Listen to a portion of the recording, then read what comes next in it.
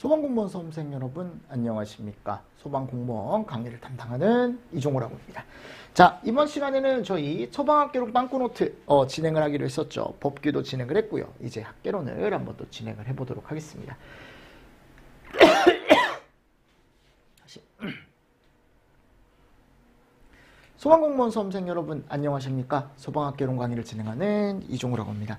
자, 이번 시간에 저 이제 빵꾸노트 한번 진행을 해보도록 하겠습니다. 자, 법규 했고요. 그죠? 학개론도 동일하게 우리가 진행을 한번 해보도록 하겠습니다.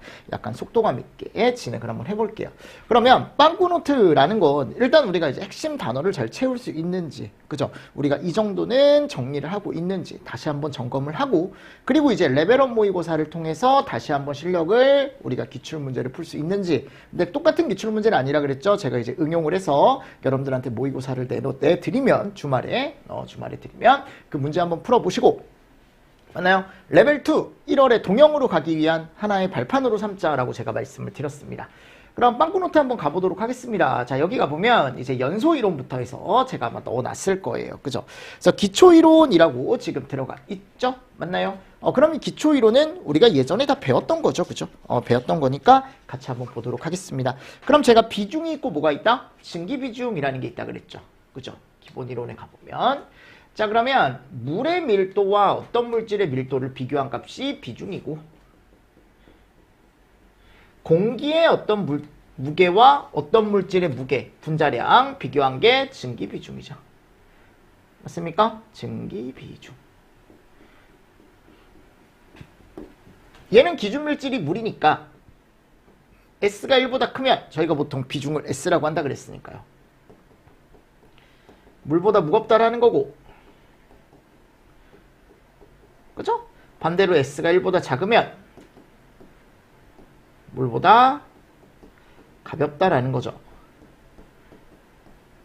맞죠? 그리고 얘는 뭐예요? 이제 공기하고 비교를 하는 거죠. 그래서 어떤 물질의 분자량이 있을 때, 보통 이제 기체를 얘기하겠죠. 공기하고 비교를 하는 거니까. 얘는 이제 보통 액체를 얘기할 거고요. 그러니까 내가 이제 29라는 걸 아래에다 넣어주면 어떤 기체의 분자량을 넣어줬을 때 이게 또 값이 나올 거다. 그래서 여기 1보다 크면 공기보다 무겁다라는 거고, S가 1보다 작으면 공기보다 가볍다라는 걸 얘기하겠죠.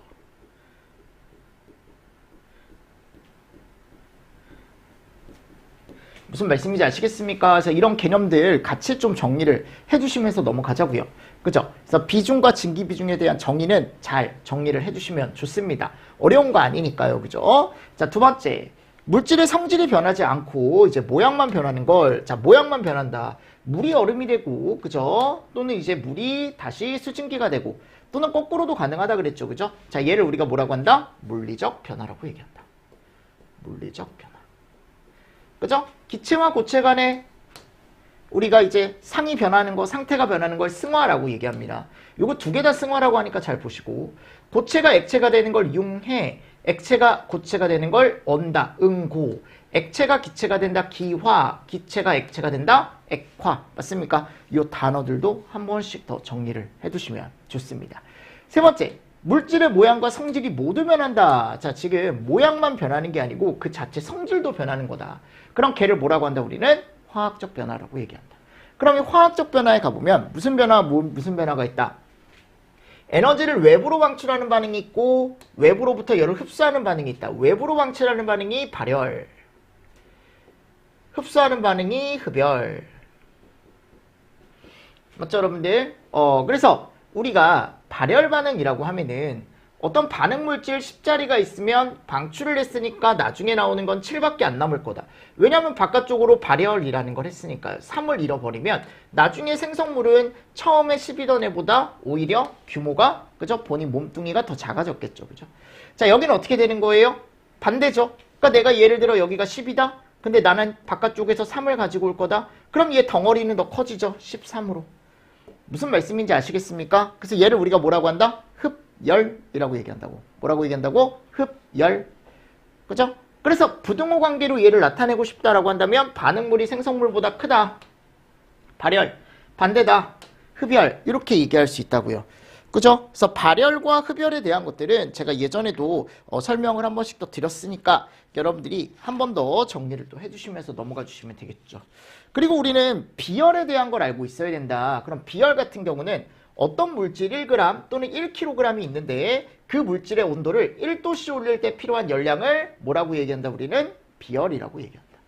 그래서 이게 g이면 칼로리가 올 거고 킬로그램이면 킬로칼로리가 올 거예요. 아셨죠? 자, 물 비열은 몇입니까? 1입니다. 수증기. 자, 수증기 같은 경우 제가 이제 뭐라고 했냐면 이것도 책마다 약간 좀 차이가 있는 게 있어요. 그래서 수증기가 0.6, 0.5 이렇게 얘기를 했습니다. 그죠? 제가 예전에 맞습니까? 자, 근데 이 수증기도 0.5라고 표현하는 책도 있고 해서 만일 수증기나 얼음의 비열이 나오면 저는 문제에서 주지 않을까라고 생각을 합니다. 아셨죠? 대신에 물의 비열은 1이다라는 건 변하지 않으니까 요거는 꼭 암기를 해 주십시오. 그리고 수증기나 얼음 쪽은 제가 모르셔도 되는데 요거 사용할 일이 틀림없이 있을 수도 있어요. 수증기. 왜냐하면 어차피 화재 현장에서 우리가 불이 났어요. 자, 여기다 제가 물을 뿌려요. 주스를 내요. 그럼 물이 막 나갈 거 아니야. 그럼 이 물이 순식간에 다 뭘로 돼? 수증기로 될 거 아니야. 그때 필요한 비열값이니까. 아셨죠? 그때 필요한 게 수증기 비열값이니까 그거를 좀 알고 계시면 좋다라는 겁니다. 그래서 물 비열이 1이다라는 건 정말 중요한 얘기다. 자, 5번째. 물질의 상태 변화 없이. 자, 보세요. 얘가 없대요. 온도 변화만 생긴답니다. 즉 델타 T는 존재하는데 뭔가 이제 물질에 대한 어떤 고체가 액체로 가고 액체가 기체로 가고 이런 상태 변화는 없대요. 그때 필요한 열량이다라고 했죠? 자, 얘가 뭐예요? 현열이죠. 현열. 현열은 뭐다? 시멘트. 뭐라고 여러분들? 시멘트. 그죠? C는 비열, M은 무게, 질량, 델타 T는 온도차죠. 맞습니까? 요거 하나 잘 보시고. 시멘트, 시멘트. 됐죠? 칼로리나 킬로칼로리, 그램, 킬로그램, 비열 나와 있죠. 이런 것들 다 넣어주는 거죠. C는 비열이에요. M은 무게입니다. 칼로리죠. 그죠? 얘 칼로리가 나오는 거죠. 킬로칼로리. 그리고 온도 변화 어차피 도시고요. 그래서 내가 어차피 비열 값이 있다라고 한다면 킬로로 본다면 얘가 C 단위고 온도 곱해주고 그죠? 맞습니까? 무게 곱해주고 온도를 곱해주면 단위가 킬로칼로리가 나온다. 맞죠 여러분들? 근데 또 제가 뭐라 그랬어요? 칼로리 단위가 아니고 혹시나 이 단위가 나온다면 곱하기 몇이요? 4.2. 이거 알고 계셔야 돼요 여러분들. 1칼로리는 4.2줄입니다. 1kcal는 4.2kj이에요. 둘 다 차이가 몇이 난다? 4.2가 난다라는 거 꼭 알고 계셔라. 그죠? 그래서 이거 제가 중요하다라고 말씀드렸습니다. 시멘트. 그러니까 이거는 상태 변화 없이 온도 변화에만 필요한 거니까 예를 들어 물이 0도씨인데 내가 얘를 물 몇 도씨로? 100도씨로 올리고 싶다라고 한다면 나는 여기서 시멘트라는 공식을 이용해서 물 비열이 1이고 그죠? 뭐 요게 만약 1kg이다 라고 하면은 1을 곱하고 100. 그럼 100kcal. 이런 식으로 열량값이라는 걸 구할 수가 있더라라는 거죠. 제 말은. 자, 얘 이름이 현열량이고 자, 그리고 이제 잠열량입니다. 얘는 온도 변화는 없대요. 상태 변화.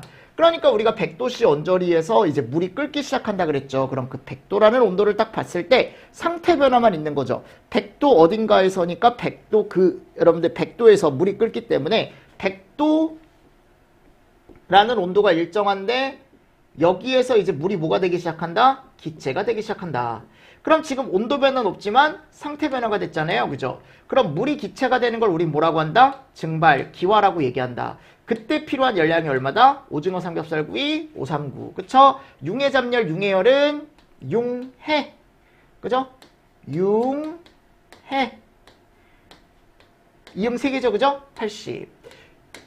맞습니까? 이런 것들을 정리를 한 번 더 하는 거야, 그냥 우리는. 그죠? 그리고 나중에 이제 갔을 때 이 두 개를 가지고 문제를 푸는 거죠, 우린. 어차피 계산 문제를 풀 수 있어야 된다고 했으니까. 맞습니까? 네, 그래서 이거를 다시 한번 정리하고 넘어가자고요.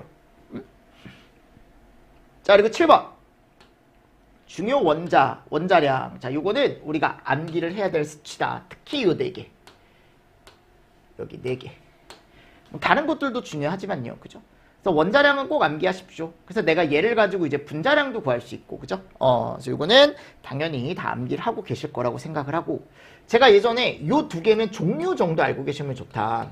그래서 알칼리 금속에는 수리나칼이 있고, 알칼리 토금속에는 배마칼이 있다 그랬잖아요. 맞나요? 어서 이런 개념들 같이 보시면서 종류 정도 보시라고요. 위험물에서 알칼리 금속, 알칼리 토금속이 계속 나오니까요. 그리고 할로겐 쪽에는 불염, 부요. 불활성 기체에는 헬레아질. 그죠? 헬레아질보다는 여긴 질소는 없지만 아르곤, 크립톤, 크세논. 그리고 어차피 불활성 기체의 대표적인 게 또 얘라 그랬죠. 질소 분자. 그죠? 그래서 얘네들을 가지고 우린 뭐를 쓰더라? 여기에서 쓰더라. 그치? 소화약제로 쓰더라. 이런 것도 같이 보시면서 넘어가 주시면 됩니다. 자, 기체 법칙입니다. 이제 기체 법칙. 우리는 이상기체 쪽에서 법칙을 얘기하는데,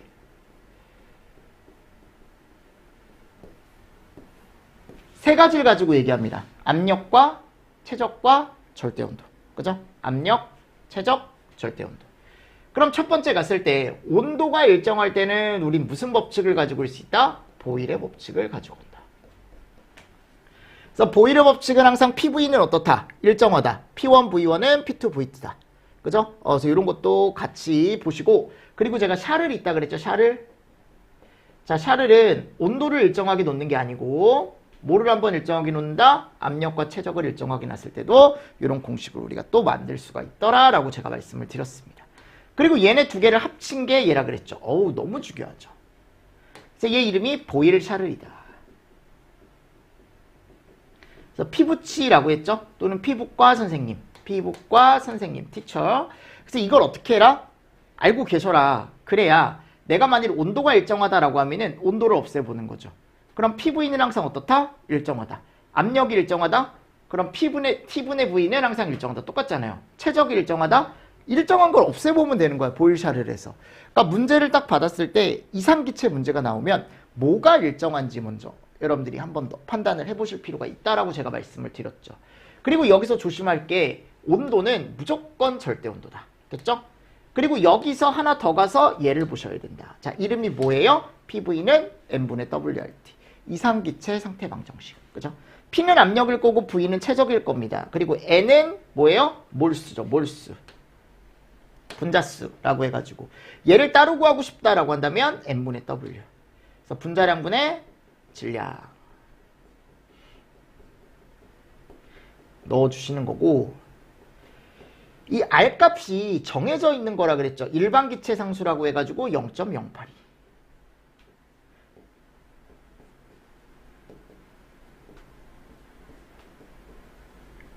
자, 근데 내가 만일 얘 말고 혹시 압력 단위가, 우리가 일반적으로 압력 단위를 ATM을 많이 쓰는데요. ATM을 많이 쓰는데 ATM 단위가 혹시 아니고 P의 단위가 파스칼이다?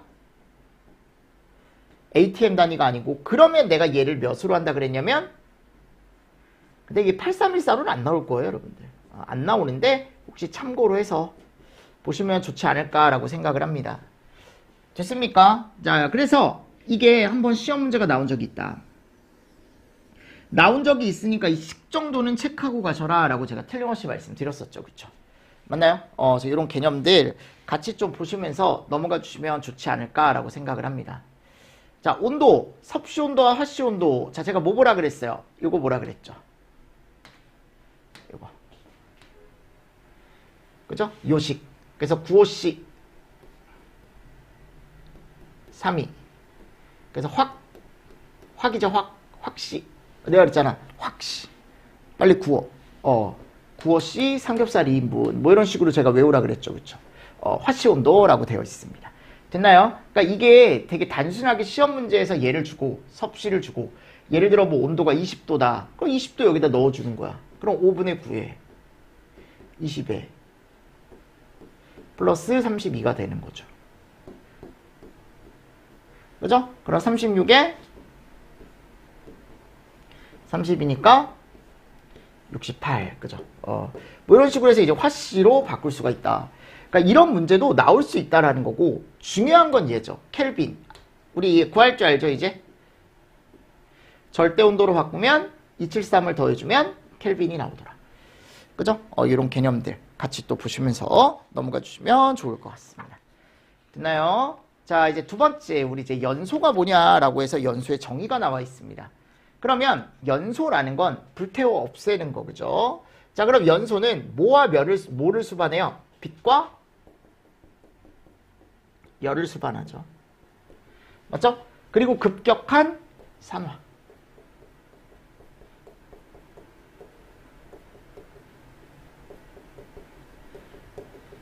만나는 반응이죠. 자, 빛과 열이 있다. 그러니까 결국은 번쩍번쩍 빛이 나고 뜨겁다. 발열을 한다라는 거죠. 그죠? 그래서 제가 뭐라고 했습니까? 기본적으로 가연물이 이렇게 있으면 고체다. 그럼 여기다 이제 불을 붙인다 그랬죠. 그죠? 맞죠? 그러니까 여기에 이제 고체 가연물에 내가 점화원을 갖다 대는 거죠. 그럼 얘가 고체가 뭐가 되기 시작해요? 분해가 되죠. 열분해를 시작하면 분해가 된다라는 건 이 고체가 조금 유연해진다라는 거거든요. 결국 이게 액체로 변할 거고, 그죠? 얘가 다시 기체로 돼서 날아가기 시작한다고요. 얘가 이제 열분의 끝이죠. 끝. 최종 과정. 그래서 기체가 되는 거야, 결국. 그럼 이 기체가 주변에 누구와 만난다고요? 산소와 만난다고요. 얘가 이제 산소와 만나는 거죠, 기체가. 그래서 뭐를 형성을 한다? 이름이 가연성 혼합기.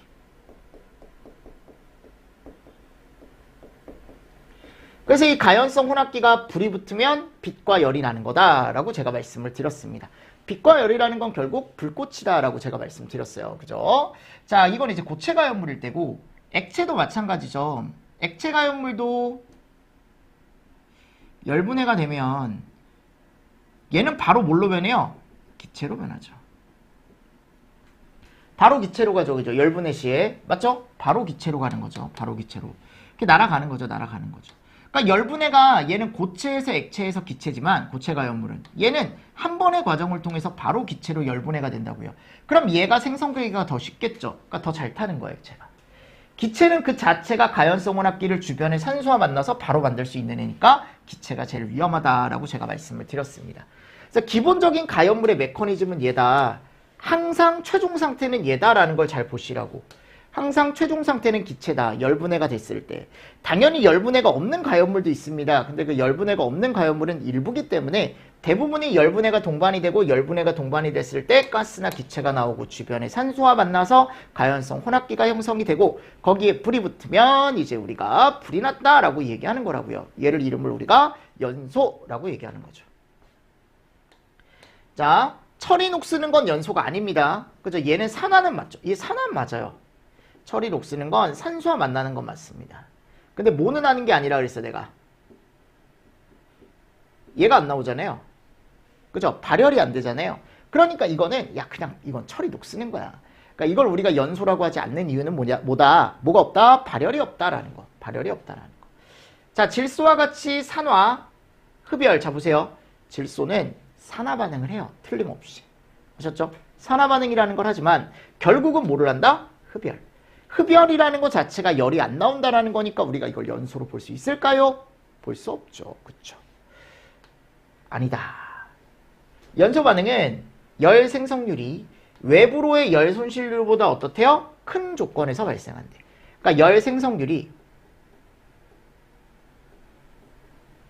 손실보다 크대. 그러니까 결국 이게 뭐예요? 잃는 게 너무 많은 거지. 무슨 말씀인지 아시겠습니까? 됐죠? 그래서 열 생성률이 외부로의 열 손실률보다, 잠시만요. 열 생성이 더 큰 거죠. 그죠? 이러면 계속 지속이 될 수 있는 거고, 반대로 되면 이게 손실이 너무 큰 거죠. 그죠? 요게 손실이 너무 큰 거죠. 그러니까 생성은 되는데, 밖으로 나가는 게 더 많아. 아니, 그러면 이럴 때는 연소 반응이 지속될 수 있을까요? 지속이 안 되겠죠. 그죠? 네, 요게 이제 기출지문으로 한번 나왔었다라고 제가 말씀을 드렸었죠. 자, 그리고 연소시 불꽃 색상이라고 해가지고 담암, 암, 적, 휘, 황, 백, 휘백 5, 7, 8, 9, 11, 13, 15. 자, 여기 어두움, 밝음, 그죠? 요 순서. 담, 암, 적, 휘, 황, 백, 휘백 요 순서 꼭 암기를 부탁을 드리겠습니다.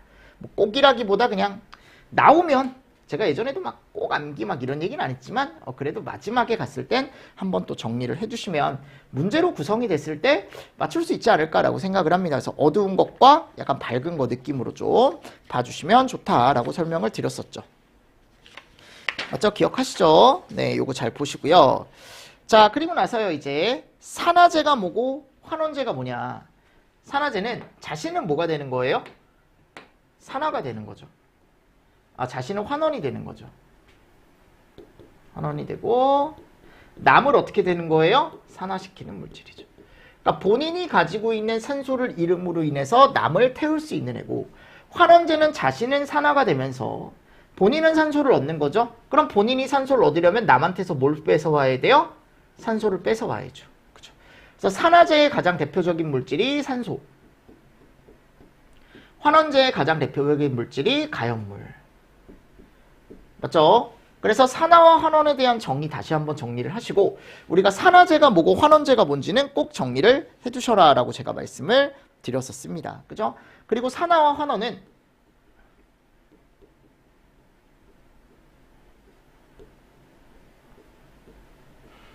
어떻게 일어난다? 동시에 반응, 동시에 발생한다. 산화만 일어나지 않아요. 환원만 일어나지 않습니다. 서로 동시에 일어난다. 산화가 일어나면 또는 환원이 일어나면 서로 동시에 일어난다는 거. 무슨 말씀인지 아시겠죠? 한 명이 산소를 줘야 다른 한 명이 산소를 받을 수 있는 거예요. 무슨 말씀인지 아시죠? 주는 사람이 없는데 본인이 혼자 받는 안 된다라는 겁니다. 이런 개념도 같이 보시면서 넘어가 주시면 좋습니다. 됐죠, 여러분들? 좀 정리가 되시나요? 이런 식으로 정리를 계속적으로 할 겁니다. 학생들이 이제 많이 물어보더라고, 저한테. 이제 정리가 되는 것 같기도 하고 안 되는 것 같기도 하고, 근데 또 시험을 보면 또 실수도 많이 하고. 근데 제가 얘기했죠. 시험 볼 때, 지금 이렇게 시험 볼 때 실수하는 건 괜찮아요. 실전에서만 안 하시면 돼. 근데 그 실전에서 안 하는 건 이제 연습을 해야죠. 이제 우리가 뭐 12월이나 1월이나 2월 이렇게 가면서 모의고사를 좀 계속적으로 치면서 그런 것들을 좀 연습을 해야 됩니다. 실수를 좀 잡고요. 아셨죠? 절대 그런 거 절대 실수하시면 안 돼. 이제 안타까운 게 이제 제가 이제 직강 같은 데 나가면 옳지 않은 거와 옳은 거, 여러분들 이런 것들 잘못 보는 친구들이 생각보다 많더라고요. 왜냐면 시간을 이제 체크해서 우리가 이제 시험을 보는데, 시간을 체크해서 시험을 볼 때 그 안에 풀어야 되니까, 그리고 내가 좀 막히는 게 있으면 또 거기서 당황을 하게 되고, 그죠? 다른 것들 또 너무 쉬운 문제를 내가 풀다 보면은 이게 옳지 않은 걸 물어봤는데 이거 내가 당연히 알고 있는 거거든요. 근데 가끔 봤을 때 그걸 옳은 것으로 보거나, 또는 옳은 것을 물어봤는데 옳지 않은 걸로 보거나, 진짜 그런 게 많아요. 특히 그 보기 고르는 거 있죠. 보기에 들어가 있을 때 옳은 걸 모두 고르시오 라고 제가 틀림없이 문제에 넣어놨는데 옳지 않은 걸 고른다거나, 옳지 않은 걸 고르시오 라고 했는데 옳은 걸 고르고 나온다거나, 실제로 시험 볼 때 학생들 모의고사 칠 때 그런 것들을 계속 줄이셔야 됩니다. 아셨죠? 무슨 말씀인지 아시겠죠? 자, 그럼 활성화 에너지는 뭐라 그랬어요? 연소 반응. 그러니까 우리가 화학 반응에 필요한 최소한의 에너지를 우리가 활성화 에너지라고 얘기하죠. 그래서 이 활성화 에너지가 작으면 반응 속도가 빠르다 그랬죠? 조그마한 에너지에도 불이 붙으니까.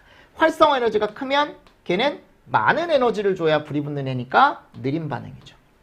그래서 활성화 에너지를 작게 만드는 반응을 우리는 이름을 정촉매. 활성화 에너지를 조금 크게 만드는 반응을 우리가 느려지게 만드는 거니까 부촉매라고 얘기한다 그랬죠. 맞나요? 자, 그리고 나서 이제 가연성 혼합기. 자, 얘는 가연성 가스와 또는 기체와 산소가 혼합되어 있는 상태를 가연성 혼합기라고 얘기하는데, 우리가 당량비라고 얘기하면은 어떻게 생각하시면 되냐면 이 가연물과 산소의 혼합비다라고 생각하시면 돼. 걔네의 비율이다.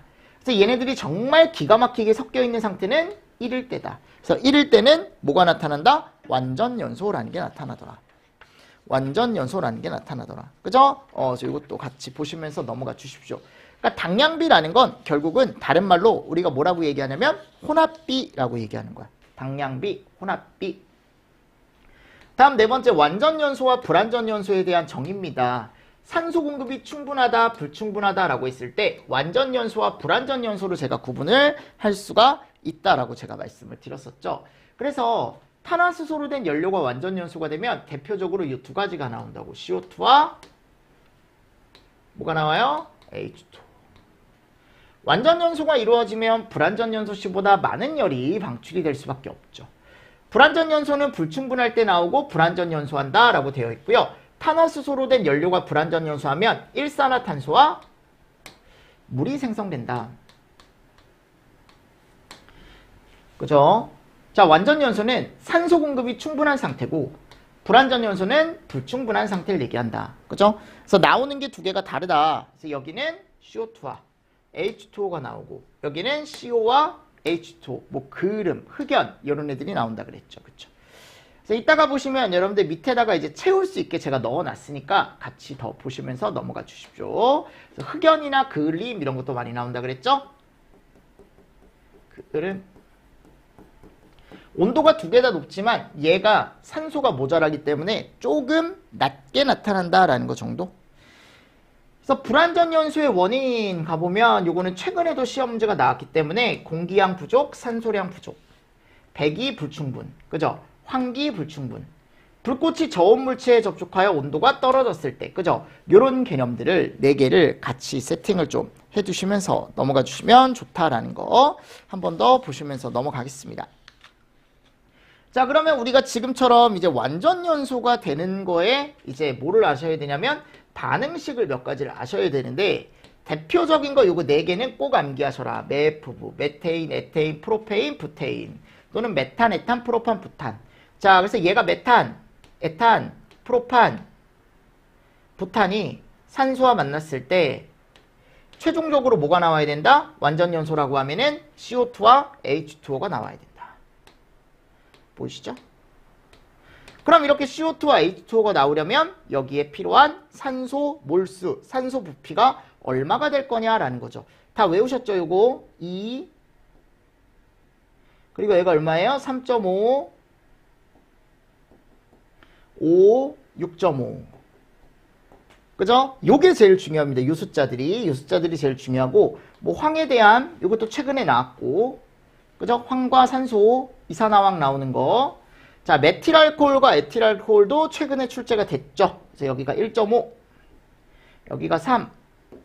맞습니까? 자, 요게 2몰으로 표시된 식들도 있어요. 책에 가보면. 그럼 2몰당이면 2몰일 때는 얘를 2배씩 해주면 되는 거죠. 2배씩. 여기도 만일 2몰이다라고 하면은 2배씩도 해주면 되는 거죠. 그러니까 어차피 몰 쓰셔도 상관없다고요. 아셨죠? 몰 쓰셔도 상관없다. 산화마그네슘도 예전에 한번 시험 문제가 나온 적이 있어서 제가 요 정도는 한번 정도 보시면 좋다라고 제가 예전에도 말씀을 드렸습니다.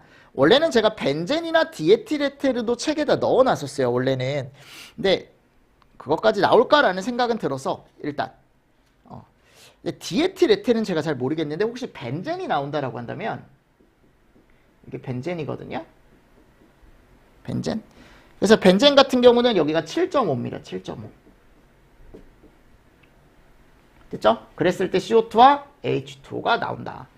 얘가 우리가 대표적으로 알고 있어야 되는 완전연소 반응식인데 중요한 건 산소 몰수가 중요한 거예요. 산소 부피수가 중요한 거니까 같이 정리를 또 해두시면서 넘어가 주시면 되고 자, 우리가 이제 연소를 보는데 3개가 필요할 때가 있고 4개. 그죠? 그래서 3요소와 몇 요소, 4요소를 얘기하더라.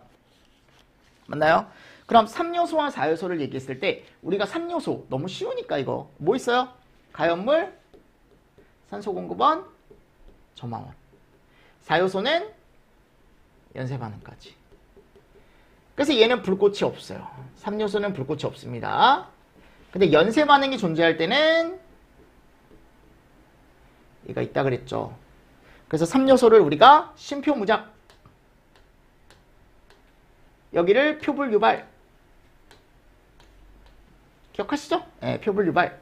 심표무작 해서 이 3요소와 4요소를 여러분들이 정리를 잘 해두셔야 된다라는 거 잘 해두셔야 됩니다. 됐죠? 그래서 3요소와 4요소에 대한 거 한 번 더 정리를 해주시고 자, 그리고 세 번째가 보면 분자 충돌이론이라는 게 있습니다. 자, 이게 뭐냐면 아니 결국은 모든 가연물이 기체 상태에서 반응을 한다라고 했기 때문에 그 기체 분자가 혹시나 이제 온도가 올라가게 되면 어떻게 될 거고, 그죠? 또는 압력이 올라가게 되면 그 기체 분자가 어떻게 돼서 그걸로 인해 우리 연소 반응이 어떻게 달라질 수 있는지, 그죠? 그래서 가연물의 농도가 증가한다. 결국 기체가 증가를 한다라고 생각을 하면 또는 그냥 가연물이 증가한다. 근데 어차피 그 가연물이 기체니까요. 가스니까요. 가스가 증가하면 가스와 가스 간의 거리가 어떻게 된다? 기체와 기체 간의 거리가 짧아진다. 그러면서 볼인들끼리 부딪히는 횟수가 증가한다 그랬죠? 그럼 반응 속도 어떻게 될까요? 빨라지죠. 자기들끼리 부딪히면서 거기서 에너지가 나오고. 그죠? 자, 온도가 증가한대요. 온도가 증가했다라는 건 결국은 온도가 올랐다. 분자 운동량이 어떻게 된다? 빨라진다. 자기들끼리 뜨거 하면서 막 움직인다 그랬죠. 그럼 막 움직이면은 반응 속도가 어떻게 된다? 증가한다. 압력이 증가한다. 분자 충돌 횟수가 증가하여 반응 속도가 증가한다. 압력이 증가하니까 내가 이걸 누르는 거죠. 누르게 되면은 분자와 분자 간의 거리가 짧아져요. 그럼 자기들끼리 부딪히겠죠. 그쵸? 맞습니까? 자, 표면적이 증가한다. 산소와 닿는 면이 증가하는 거죠. 결국 산소와 잘 만나게 되는 거지 뭐. 그죠? 그래서 반응 속도 증가하고. 정촉매 작용을 한다. 정촉매 작용을 한다라는 건 그만큼 빨리 탄다라는 거죠. 빨리 타게 되니까 활성화 에너지가 낮아져. 빠르다. 부촉매 작용을 한다. 활성화 에너지가 커져 반응 속도가 느리다라고 되어 있습니다. 무슨 말씀인지 아시겠습니까? 네, 그래서 이 분자 충돌 이론이 시험 문제가 직접적으로 나오질 않지만 기체의 움직임을 생각해보고 내가 얘를 보고 이제 가연물의 구비 조건이나 이런 것들도 같이 생각을 할 수가 있기 때문에 꼭 알고 계셔야 된다라는 거. 꼭 알고 계셔야 돼요. 아셨죠? 자, 그래서 7번에 가보면 제가 이제 가연물이라는 걸 넣어놨죠? 그럼 여기 갔을 때 연소가 가능한 물질을, 그죠? 우리는 가연물이라고 얘기한다. 환원제라고 얘기하고, 자, 가연물의 구비 조건 쉽게 발하는 조건에 가보면, 자, 위아래 채워보십시오. 발열량 어떨수록? 클수록. 표면적 클수록. 같이 하는 거예요, 여러분들. 열점도율 작을수록. 산소와 친화력 클수록. 너무 잘한다, 여러분들. 활성화 에너지 작을수록. 비열비점 낮을수록. 표면 장력 낮을수록. 온도 압력 연소 범위 클수록. 증발열 작을수록. 이럴수록 뭐가 되기 쉽다고요? 가연물이 되기 쉽다. 너무 시험 문제 많이 나왔죠, 그쵸? 맞죠, 여러분들? 그래서 발열량이 크다, 면적이 크다, 뭐 이런 거 쉬우니까요. 열 전도율이 작으면 왜 가연물이 되기 쉽다? 얘가 쉽다. 얘가 끝내주게 된다 그랬죠. 산소와의 친화력이 좋다. 산소와 친화력이 좋다라는 건 산소와 잘 만난다라는 거니까 당연히 뭐예요? 가연물이 되기 쉽겠죠. 활성화 에너지가 작다. 그러니까 자그마한 에너지에도 불이 난다라는 거니까 비열 비점. 비열은 1도씨 올릴 때 필요한 열량인데 이게 작을수록 1도씨가 쉽게 올라간다라는 거니까 결국 조그만 열에도 비점이 작다. 끓는 점이 낮을수록 잘 끓는다. 기화가 잘 된다라는 거니까요. 위험한 거죠. 비점 마찬가지, 융점도 마찬가지입니다. 그죠? 그래서 녹는 점도 마찬가지다라고 제가 예전에 말씀을 드렸었고, 그리고 또 하나 말씀드리고 싶은 게 이런 것들. 인화점, 발화점. 네, 이런 것도 낮을수록 위험합니다. 똑같은 거죠. 무슨 말씀인지 아시겠습니까? 네, 그래서 이것도 같이 보시고, 표면 장력이 작다라는 건 그만큼 결합력이 어떻다? 작다. 제가 표면 장력이 어려우면 그냥 결합력으로 생각하시면 된다 그랬죠. 그래서 결합력이 세면 안쪽으로 모여요. 자기들끼리 똘똘 뭉쳐서 자기 형태를 잘 갖추고 있는데 표면 장력이 낮아지면 자기들끼리 손을 놓기 시작하면서 옆으로 퍼진다 그랬어요. 그럼 산소와 닿는 면이 커지죠. 그죠? 그러니까 결국 산소와 닿는 면이 커졌다라는 건 또는 불이 닿는 면이 커졌다라는 건 불이 잘 탄다라는 거니까. 그래서 이건 그냥 결합력이라고 보셔도 된다고. 근데 결합력이란 말을 쓰지 않고 표면장력이란 말을 쓰는 거다라고 생각을 하시고, 온도나 압력, 연소범위 이런 것들은 주변에 높아지면 당연히 가연물이 되기 쉽죠. 증발열이 작다라는 건 뭐예요? 쉽게 증발이 된다라는 겁니다. 작은 열에도 쉽게 증발이 된다. 쉽게 증발이 된다라는 건 결국 액체가 뭐가 되기 쉽다? 기체가 되기 쉽다라는 거죠. 맞나요? 요거 하나씩 다 보시면 좋습니다. 가연물이 될 수 없는 거. 자, 얘네들은 아무리 있어도 가연물이 될 수 없대. 그래서 우리가 8족, 영족이라고 부르는 불활성 기체. 그리고 산소와 더 이상 반응하지 않는 완전 산화물들이죠. 그죠? 그리고 산화 반응이 흡열 반응인 거. 요거 잘 나오죠. 시험 문제 질소. 그래서 질소는 우리가 가연물이라고 얘기할 수가 없다라고 제가 예전에도 말씀드렸습니다. 뭐 돌이나 흙은 당연한 거고요. 돌, 흙도 있는데 돌, 흙은 당연한 거고. 자, 8번 산소 공급원입니다. 자, 기본적으로 산소는 공기 중에 몇 프로 있어요? 21% 있죠. 몇 프로 있다고요? 21%. 걔를 몇 프로 이하로 다운을 시키면? 그렇지. 15% 이하로 다운을 시키면 불이 난다, 안 난다? 안 난다고요. 자, 가연물이 잘 탈 수 있도록 도와주는 가스를 우리는 이름을 뭐라고 한다? 조연성 또는 지연성 가스라고 얘기한다.